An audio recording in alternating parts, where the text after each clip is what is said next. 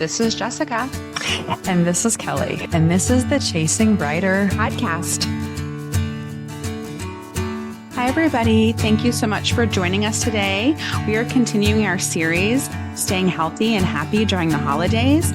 And today we are going to be talking about avoiding the happiness trap. How are you doing today, Kelly? I'm doing great, Jess. How are you? You know, I know that sleep is very important and we prioritize sleep. However, Kelly, for the past 2 nights, I have been staying up very late because I just read the book It Ends With Us by Colleen Hoover. Did you read this book? Can I roll my eyes to the back of my head? No, why? You hated it? Hold on. Let me see. Let me make sure that this is the book that About intimate partner violence. Oh, no, I haven't read that one. Okay, Kelly. The book I read was Verity. Did you read that one? Do not read that one. No. Okay.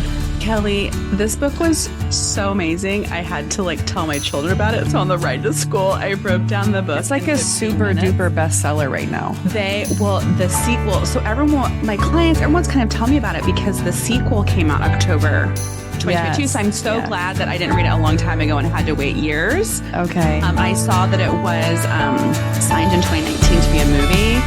Kelly, in 15 minutes, I was telling my kids, and Dominic was kind of biting his fingers. He was like, wait. And he was asking me questions about it, and I was like, you guys, this was so good.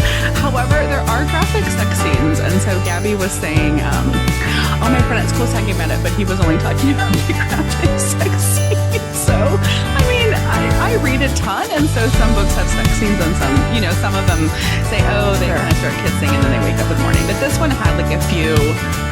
It wasn't 50 Shades of Grey or anything, but anyway. Anyways, Kelly, put that up. I read it in 2 nights. I couldn't put it down. My heart was racing. I had to keep reading. I loved the character development. I loved it all.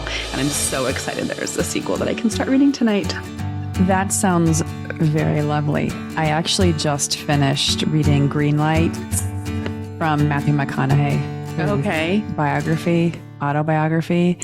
And he narrates it on the Audible one. Do you love his voice or something? He has a great voice, but you know what? I think every book I've read where the author reads the book, it's especially when it's a biography like that, it just adds so much more. I feel like you get more out of the book because they're speaking their true voice. Yeah. Did you like it? I heard it was kind of oversimplified. I don't know. I've heard mixed reviews about it. In some ways, it's still sticking with me. I got to put that on my list. I think you would really like it. You got to, when there's 2 choices, you got to take the green light. I don't know. That's a terrible impression. Well, first of all, the very end of the book, I need to get the paperback of it because the very end of the book, he talks about chasing your best self. Oh, okay. So I appreciate it. I think the stories were good coming from the childhood that we had or just upbringing, being in the country-ish. Mm-hmm. Even though we didn't have the volatility that he had. We had a pretty stable, uneventful childhood in a lot of ways. Anyway, so my point of that, sorry, as I'm digressing, is that I devoured that in 3 days. And so I have to practice self-control and I can't jump from another amazing book to another because I have a family and a husband and obligations because I could just sit and read and devour books when they're that good. So for me, books are for car time and before bed. I too want to drop everything and just read. I am also listening to, I think we talked about this, the series, The School for Good and Evil. So Gabby and I read it together when she was in 5th grade, 2 of the books. And now there are 6, but at the time there were 4 of 6. So Gabby and I watched the movie on Netflix, which is so cute. And it made me want to go back and listen to those books again. So I'm on book 3. I think that's a great listen. And it's nice when you can have a family-friendly book to listen to in the car too. So if the kids are in the car, they can hear it as well. Yeah. So I'm loving that. And I listen to it at 1.5 speed because Okay. Sometimes Those they are a little long slow. books, and they're very. I read really fast, and so I need to listen very fast. My all-time favorite, one of my favorite books, speaking of shows, Have I read this? is Shantaram by Gregory David Roberts. It's a very That is thick a very paperback. thick book. Is it like a series? You said? Well, actually, I'm reading the sequel. It's taking me months to read the sequel because it doesn't come in Audible, and so I actually have to read it, and so that makes it's like just as thick. But this is now a show on Apple TV Called Shantaram. Yeah. It's Is it good? Even the picture looks depressing. Is it depressing?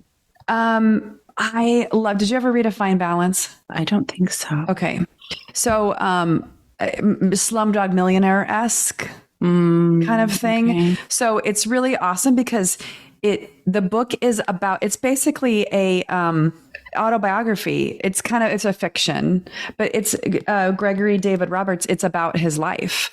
Oh, And autobiographical. yes. Oh, look at you. You're so smart, Jess. I have the words. You have the words. And it's really, I mean, what's cool is I read this, 15, 16 years ago. And it's so gratifying when you read a book a long time ago and it gets turned into a movie, because that means you're a good, But see, then I'm rusty and I don't remember, and then I have to reread it. Well, what's kind of cool is it just so happened up. that I had picked up the sequel back in March. And that's really awesome because now I know what happens further. Yeah. But it's what I like, some of those epic novels. But it's about his life in Bombay, India. Yeah. Anyway, okay. I feel like a lot of our books on our book club and just that we like to highlight on Chasing Butter is really about women and inspiring women. And some of these other ones are like guilty pleasures too. Like, no, I think about that because I'm like, oh, I really want to I want to do a book club on It Ends With Us. But there is a lot that you could tie into Chasing Brighter, just as far as like intimate partner violence and relationships and choices that we make. But I talk with one of the Pilates instructors, and we talk about it, calling it like brain candy, like sometimes you need a break, and you need, like, that's like for me, the School for Good and Evil. Obviously it's a young adult, fantasy novel. And so it's like, I don't always need my brain to hurt so much when I'm trying to also, evolve and grow. But anyway, the holidays are here. And I know we wanted to talk about the happiness trap. The happiness trap for me, I think, kind of lines up with maybe not so much comparison, which I think is part of it. But what resonates for me is the perfectionism of trying to do all the things and make everything this most wonderful holiday because we need to be happy. How about for you? What do you think of when you think of the happiness trap? So I think about you, and I think about people who really have a strong vision of how they would like the holidays to be, and do a lot to make that be the way it is. I thought this episode was going to be very interesting in that I have a little bit of happiness trap situation happening for myself. But I think the other part for me is I really try not to do that. I try not to go to the extent. I think so remember when we came for Christmas and Wes was 2, and like I realized that there are a lot of people who do some pretty ridiculous things for Christmas, like Christmas Eve, Christmas morning thing. And I'm not one of them, and Gabby had a giant Barbie house and Dominic had a big train table. Well, it was also like just weird because it was like all about your 2 kids in some way. And like, we were like the second class citizens that came and stood in the corner. And you guys go all out for Christmas and you put on a tremendous display for the kids. And it's very, very special for your kids. And I'm not saying that we don't do that sometimes, but the extent to which, especially when the kids were younger, we just don't do that. And that's okay. And it's not just about that, but like the fact that mom and dad sleep over or used to sleep over on your couch to like see the kids no, Christmas in the morning. guest room. Yeah, they still And sleep over.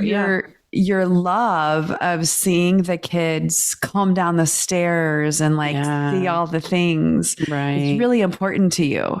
Yeah. What do you think that is? What do you think like, where is that coming from? We were never home growing up on Christmas.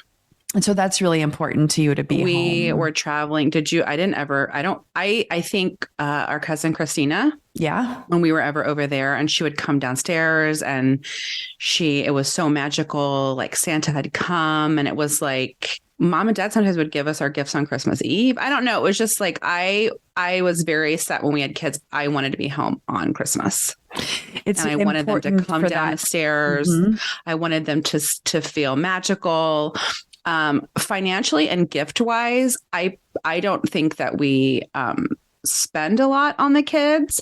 I know when Gabby and Dom were little, like it was one big thing. It's just easy to have a lot of when they were little, a lot of right? stuff But when it's they're like kids. really we like to make their birthday very special and put a lot into their birthday because that's their special day. So it's not monetary. Like I don't think we're spending a lot of money on them. But it's more the magic of coming down and having, something special. So that comes, I think, for me, that we traveled as kids and were never home on Christmas Day and never had that moment that was like in the movies. The other thing I want to say too, just for happiness trap, also, the holidays aren't happy for some people and it can be triggering. And like, for instance, maybe for you, when you said you felt like second-class citizens, maybe that didn't feel good, right? And you haven't been here for Christmas since. And maybe you were like, oh, that didn't feel good to me. Well, I also think, so in some ways, maybe it had me realize that, like, what about my family and my time with my family, right? And so that is more sacred in some ways than it was previously. I'm okay if we weren't home for Christmas, but I want it to be about my, like yours was about your family. And so it's like, well, I want it to be also about my family and our time as our unit too. And I think and that's just one, like you said, and it was interesting because I never thought about it. It was so fun to be with you guys over the holiday. It's so fun visiting you guys over the holidays. Right. And especially with the kids being cousins and stuff, it just really is. But like you said, it can be holiday adjacent, right? You can have the Christmas Eve and Christmas Day with your family and we can visit each other around that time. It doesn't be like on those days that you've carved out that's important for you. Yeah. And I think, for just kind of, I know we kind of dove deep into that particular topic. The holidays can be a lot of fun. It's a lot of choices, right? Yeah. About things to do, ways to spend time with people or not. And, there's just not enough hours in the month. Right. Yeah. I think it can be a vicious cycle that can leave us stressed and anxious and burnout. You know what I mean? And I think, also there can be, so there can also be demands on your time and money. And then also fear and judgment and disapproval of others, And again, like I said, I know we've talked about this when we talked with Sophia Lyon about boundaries with family, but like it can also be like a triggering, like, why am I not happy? I'm supposed to be happy during this time. And so I think that's what we kind of wanted to talk about, is just some tips on how you can avoid that and just be more in the moment and purposeful and intentional. And I think also where it becomes more relevant too is when you have kids or around kids, because even what we were just talking about, we both have this we both had this experience. Everybody has an experience as kids in terms of what the holidays were to them. And then, translating that to like what you want that to be for your own kids, Yeah. what you do or don't want that to be, right, for your own kids, and sort of setting forth that path of what that is.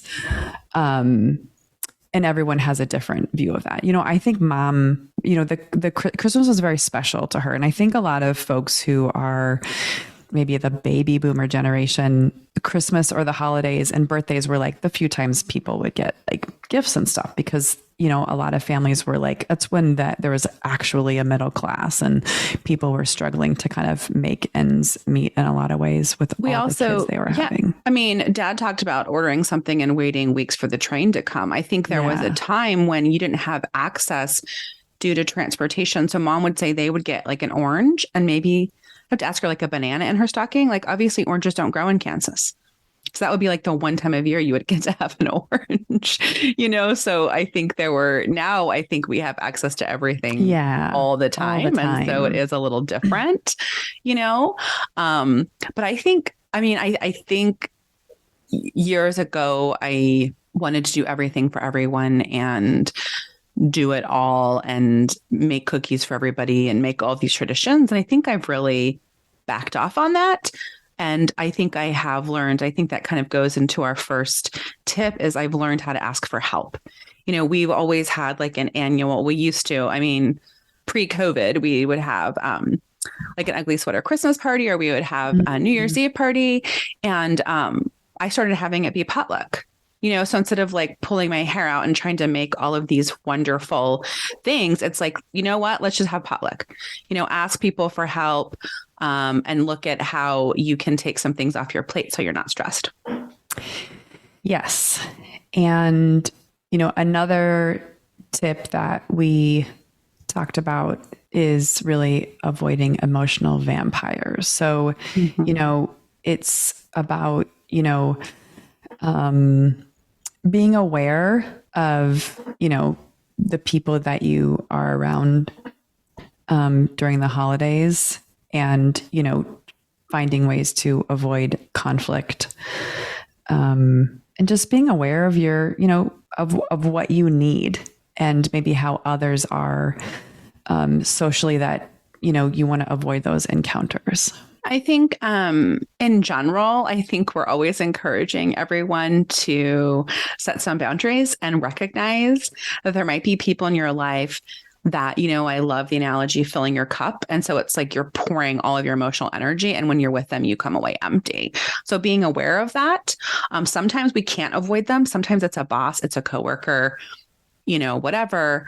But so if you can't, sever that relationship, we can, like you're saying, distance yourself from them. So you have the emotional energy to focus on the things that fill your cup, or also people that you might recognize, wow, I'm overly accommodating to that person. And this is a time of year where I really don't have a lot of time. And so I've got to be careful. Maybe I don't see that person as much, because when I'm with them, I end up, saying yes to a whole bunch of things. Yeah. And I think, all of these tips that we've talked about, we'll kind of continue to walk through.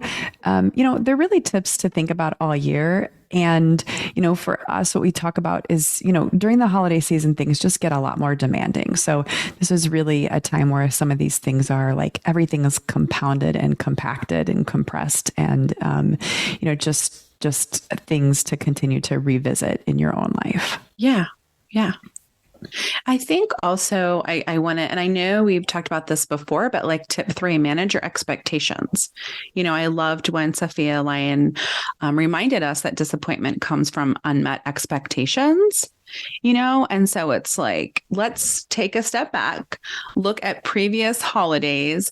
And if there were some times where you really kind of felt disappointed, how can we kind of manage those expectations? We already kind of talked about that a little bit, right? But like you coming here and being a little disappointed, and then being like, okay, here's how I'm going to, change the way I want that to be, Yeah. Yeah. I mean, cause even, a couple of years ago where we did come for Christmas, right? And I think it was like 2 years ago, Jess, right?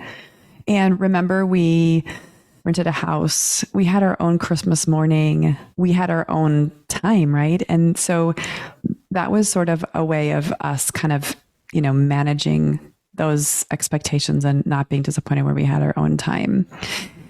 I think also, during this time, there's a ton of things to do. There are, numerous people you might think about getting gifts for, and the stress of trying to find the perfect gift, decorating your house, decorating cookies, baking, all the things, right? And so part of managing expectations is important externally and communicating to people, but also internally on your own expectations, which is something I have a really hard time with. Is in my mind, I'm thinking about doing all of these things, and then, Christmas Eve comes, or even after Christmas, and I find myself disappointed because I didn't get to do all the things I want to do. And that shouldn't be the case. I need to manage my own expectations. I did do a lot of great things, and it's like keeping that perspective, but really starting to kind of manage, like, what are the things I really want to do, or experience, or people I want to spend time with, and sticking to that plan. I think, that's a good thing to think about as we move into December, and thinking about, like, how can you have like a really fun, meaningful, fulfilling holiday season? Yeah. And I think for us as well, I think for me, it's like paring down. Have you ever heard that, like, write your to-do list and then tear it in half kind of thing? And so for us, we love to do, there's a house that everyone goes to, that has their own station, and the music is whatever coordinated. Is it with the one lights. That's like in the street behind you? No, a different no, they neighborhood? haven't really been doing that. It's over by mom and dad. So it's like this big ranch. I think the person must work on this trip with like, it's like they have a big front yard. It's this whole thing, and you park and you watch it. So we definitely do that. Right. That's free. One night we get in our jammies, we get hot cocoa, we go do that. And then FLM has the cactus garden. Those two are free things that I feel like are a must. And then around that Christmas time, I always go with Teresa to the Bellagio gardens, because they make it like insane. I don't know if did you ever get to do that? The Bellagio gardens? Yes. The botanical gardens, and everything is made from plants, and it's like insane. They have the big polar bears, whatever. So it's like, we do those three things. And then other than that, it's like, I've got to like, push out the noise, so if people are like, oh, are you going to do the glittering lights? Are you going to go do this? You're going to do that. It's like, we might, if I feel like it at that time, but it's like, I feel good, like these three things, right? So I have like maybe like a 6-week time period to do these three things with the kids that are meaningful to us. And then, paring it down. Or I used to go crazy, like, what can I get the teachers? Or I don't know, like I would make all these gifts and work really hard and try to do all of this stuff. Cause I love to make things, but it's like I know we talk about in the blog post, just buy it. Right. So now I'm like $5 Starbucks gift cards for the teachers with a little cookie, the end, and it's like kind of letting go of this. Oh, I'd love to do this elaborate thing, but kind of outsourcing some of the gifts. And then maybe too, I used to want to do like mom and make 5 different kinds of cookies and give plates to all my friends. And now I choose to maybe make one type of cookie, or just give my friends a card and let it go that I need to be this Santa for everyone. So last year I bought, I was going to make some Christmas things, and I bought like white chocolate chips, and I found all these recipes I wanted to do. And I was going to do like the chocolate dipped pretzel sticks, like the big thick pretzel sticks. And it's all still in my pantry. I didn't get to it. And so I overcommitted and underdelivered. I think that I would like to do that again this year. I need to just manage my time better. Also, to everything that you're talking about, we are really kind of coming out of a lot of COVID restrictions still in a lot of ways. And so I feel like this Christmas, especially, there's going to be a lot more that was happening versus last year, like Christmas programs. And there's a lot more options and things to do. Families are traveling more. So it becomes a matter of needing to make choices as well. That reminds me, I bought cocoa bombs were the biggest thing like a few years ago when I went and bought cocoa bomb molds I don't know, Yes. just the things. And I bought all the things. And it's like, you know what? I'm fine with being like, I just threw my money out the window. I'm probably never making cocoa bombs. And I will have these cocoa bomb molds in my pantry indefinitely. And I love Yeah. to, like, when you talk about decorating and you're like, set it and forget it. I'm to get a blow up. So we, I know our listeners do not know this, but we live in the first house, the first and only house my husband and I have ever purchased. And we were closing on our house in 2009. And the woman goes, "Oh my gosh, you live on Christmas Street." And I was like, what's Christmas Street? And she was like, oh my gosh, your street goes crazy for Christmas. And I was like, okay, I mean, I like Christmas. So, okay. And then we start getting letters from the neighbors. Get ready. Like, the truck is coming. It's Black Friday and we'll start decorating. And there was a whole spreadsheet of people that you would host lunch. And from Thanksgiving until Christmas, we would be out decorating. The one guy got like a boom so you could put the lights zigzagged across the street. The cul-de-sac had mini houses with window displays. On Christmas Eve, one neighbor would come and give hot cocoa and candy canes to everybody, and buses would come from a strip and tour our neighborhood. We won the like neighborhood lights display for decades. And it was a very intense time. And how funny was it that you had bought the house that were Disney princesses and you happened to have an 18-month-old daughter? Yes. And they were like, oh, here are 10, life-size Disney princesses to put in front of your yard. And so our neighbors have since all moved. There's only one original, us and another neighbor left. And as soon as everybody moved, I was like, I'm getting blowups. I was like, forget this. I have 2 giant blowups, right? You set it outside, you plug it in the end. So we went from like pink lights, hammering things, spending every waking moment. And even making new princess. There'd be a new princess movie. Yes, you guys would have to I was like, there was not enough diversity as well. I needed some diversity in the princesses, some racial diversity. And and so it was fun because the kids ran up and down the street. We live in a cul-de-sac. It was a community thing, and that was fun. But that was like a lifestyle. Yeah, that was very intense. And so I am totally fine. I think a person could mourn and go on and on about, oh, the neighborhood has changed, nothing the same, but I am embracing the change and looking at how that's impacting me positively. And that helps me manage my expectations on, like you were saying, okay, what's really, I think it's a time to audit what's really important to me. What do we really want to do? Okay. Is there anything I want to cook or make? Is there people that I want to see? Are there decorations I want to have out, and kind of start paring it all down? I wanted to have this, we had the big ceiling. I wanted this 12-foot artificial tree. It's so big.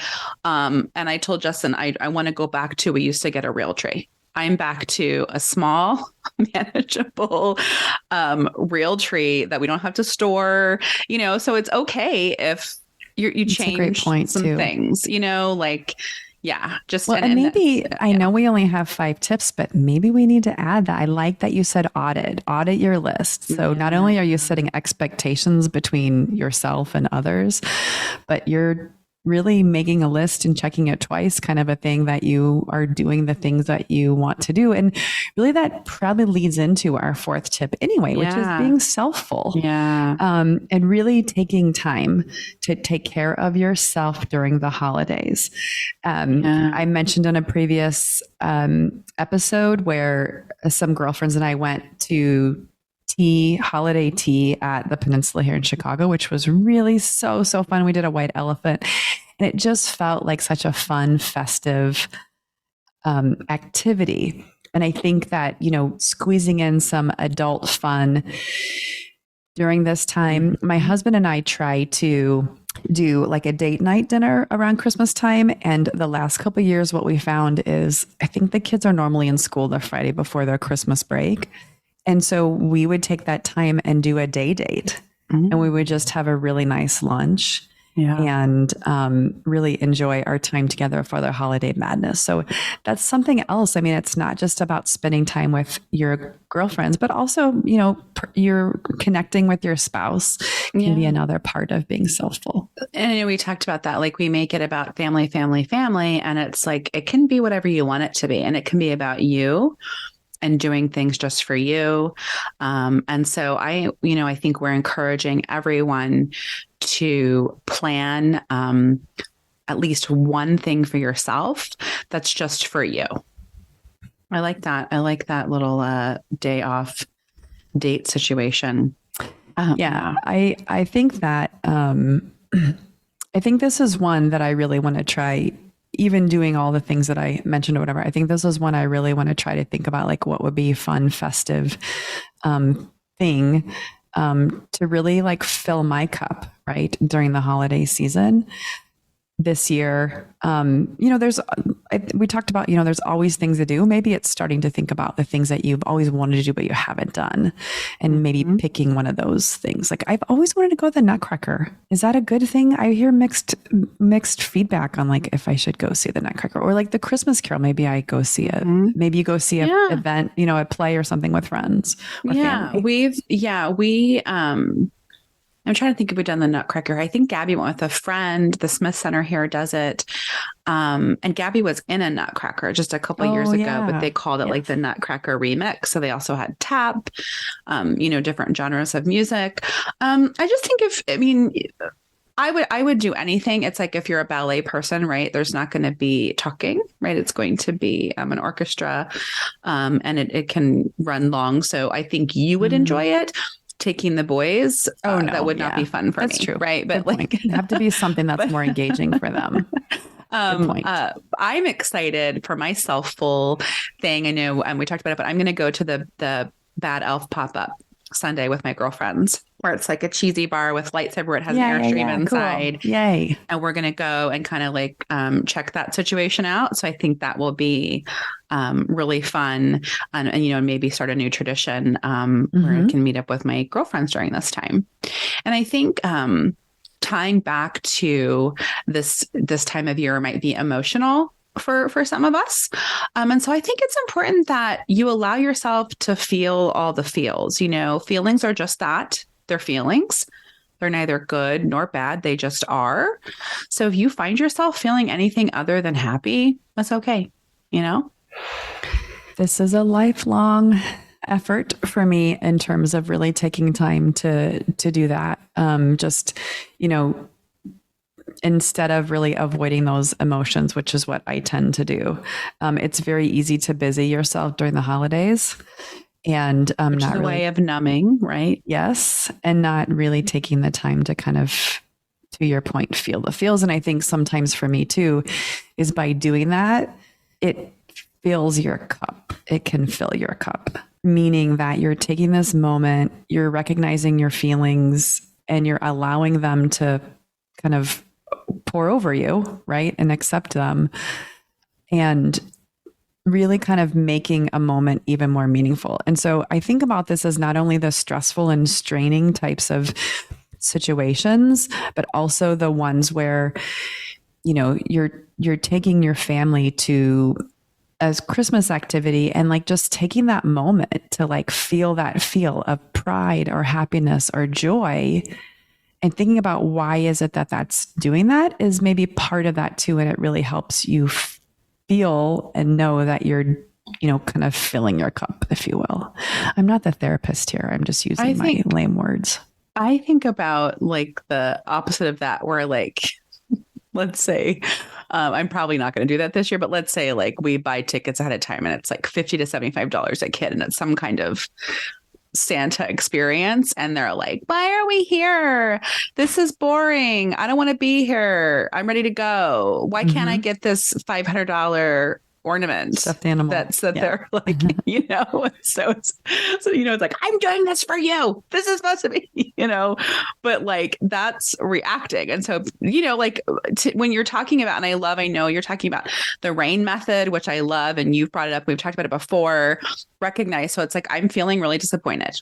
Right. And that internal dialogue of I'm accepting that I'm feeling disappointed and this is not going the way that I want.